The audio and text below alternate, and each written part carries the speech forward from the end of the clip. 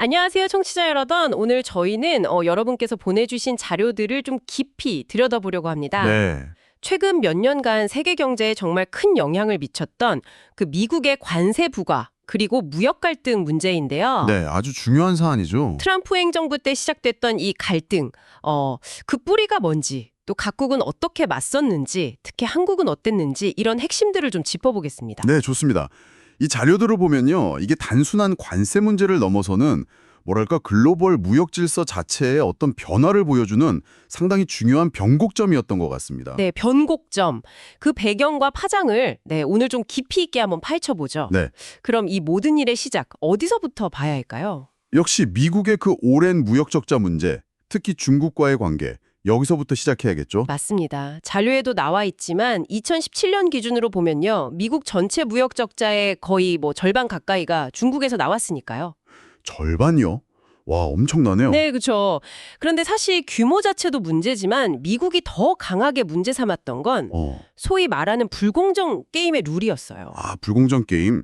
예를 들면 어떤 게 있을까요? 지적재산권 침해 문제라던가 아니면 중국 정부의 어떤 보조금 지급 그리고 자동차 관세 같은 경우는 25%나 됐으니까요.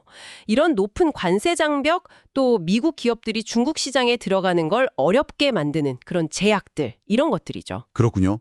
특히 그 기술 이전 강요나 불법적인 기술 취득 주장 이런 것도 계속 나왔던 것 같고요. 네, 맞습니다. 상당히 민감한 부분이었죠. 그래서 결국 2018년에 고율 관세라는 카드를 딱 꺼내든 거군요. 네, 본격적인 조치가 시작된 거죠. 근데 좀 흥미로운 게 이 칼날이 중국만 향한 게 아니었다는 점이에요.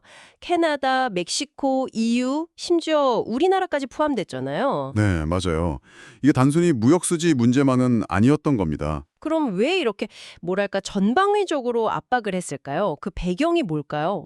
그 핵심 동력은 역시 미국 제조업 부활, 그리고 미국 우선주의, 이 기조에서 찾아야 합니다. 아, 미국 우선주의? 네, 당시 행정부는 이제 기존의 자유무역 체제가 미국 노동자나 기업에게 오히려 불리하다, 이런 인식이 좀 강했어요. 네. 그래서 관세를 아주 강력한 협상 카드로 사용해서 이 무역 구조 자체를 미국에 유리하게 좀 새로 짜려고 했던 거죠. 그렇군요. 법적인 근거 같은 것도 활용했나요? 네, 이때 그 국제 긴급 경제권한법 IEEPA라고 하죠. 이걸 활용해서 이제 대통령이 광범위한 경제 제재 권한을 행사할 수 있게 했고요. 이걸로 압박 수위를 상당히 높였습니다. 아, 강력한 수단이었네요. 그렇죠. 근데 또 그러면서도 완전 관계를 끊겠다, 이런 것보다는 협상의 여지는 계속 남겨두는 그런 강원 양면 전략을 구사했습니다. 그렇다면 다른 나라들은 가만히 있지 않았을 텐데요. 어떻게 반응했나요? 자료를 보면 즉각적인 맞대응이 많았던 것 같은데요. 네, 대표적으로 중국은 바로 보복 관세를 부과했고요. 동시에 그 WTO, 세계 무역기구에 제소하면서 아주 강하게 반발했죠. 네, WTO 제소까지. 중국뿐만이 아니었습니다. 캐나다 같은 경우도 보복 관세는 물론이고 일부 미국 상품에 대해서는 불매 운동까지 벌어졌고요. 불매 운동까지요? 네, 그리고 멕시코나 EU 역시 비슷한 보복 조치로 대응했습니다. 특히 EU는 이 일을 계기로 좀 더 영내 산업을 보호하는 쪽으로 기조를 강화하는 그런 모습을 보였어요. EU의 변화도 주목할 만하네요. 그렇죠. 이런 갈등이 당연히 세계 경제에는 부정적인 영향을 미칠 수밖에 없었죠. 글로벌 공급망이 위축되고 또 물가 상승 우려, 인플레이션 우려가 커지면서 소비나 투자가 줄어들고 심지어 경기 침체 가능성까지 제기됐습니다.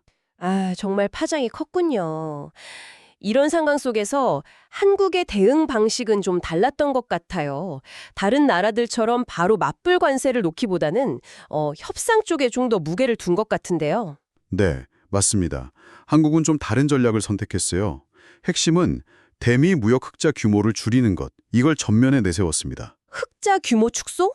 구체적으로 어떻게 했나요? 특히 미국산 에너지, 그러니까 원유나 LNG 같은 거요. 이런 에너지 수입을 확 늘렸습니다. 아, 에너지 수입으로. 네, 그렇게 해서 무역 수지를 좀 개선하고 이걸 이제 관세 협상에서 유리한 카드로 쓰려고 했던 거죠. 상당히 실리적인 접근이네요. 그렇죠. 동시에 이제 정부 차원에서 통상 라인을 계속 가동하면서 관세 면제나 인하를 끈질기게 요구했고요. 또 대미 투자를 확대하겠다, 이런 카드도 같이 제시했습니다. 내부적으로도 뭔가 대비를 했나요? 네, 물론입니다. 그 무역위원회 조직을 좀 확대하고 기능을 강화했고요. 또 소위 덤핑 조사라고 하죠. 부당하게 낮은 가격으로 들어오는 상품을 조사하는 거예요. 이런 통상 방어 역량을 키우는 노력도 했고요.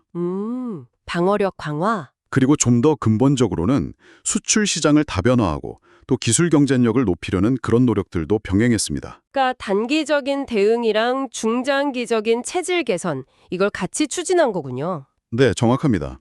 이 자료들을 통해서 우리가 좀 생각해 볼 지점들이 몇 가지 있는데요. 단순히 과거 사건을 분석하는 데서 그치는 게 아니라요. 그렇죠. 저도 몇 가지 좀 정리가 되는 것 같습니다.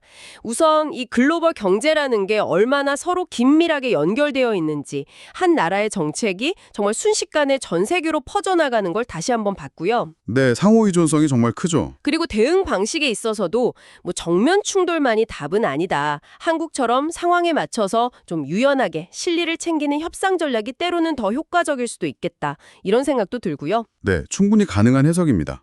마지막으로는 결국 특정 시장에 너무 의존하기보다는 좀 분산시키고 근본적으로는 기술 경쟁력을 키우는 게 정말 중요하구나. 이걸 다시 한번 깨닫게 되는 것 같습니다. 맞습니다. 사실 미국의 이런 보호무역주의적인 흐름은 앞으로도 형태는 바뀔 수 있겠지만 계속될 가능성이 높거든요.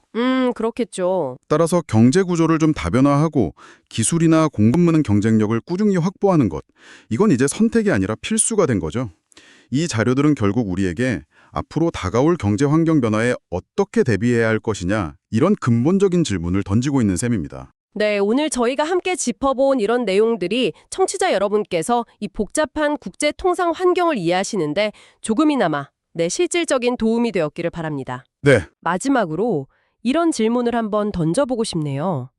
이렇게 끊임없이 변하는 글로벌 무역 환경 속에서 여러분이 속한 산업 혹은 여러분 개인의 경제 활동에는 어떤 새로운 기회가 열릴 수 있을까요? 또 반대로 어떤 도전에 직면하게 될까요? 그리고 그 변화의 파도 위에서 우리는 어떻게 나아가야 할지 한 번쯤 고민해 보시면 어떨까 싶습니다.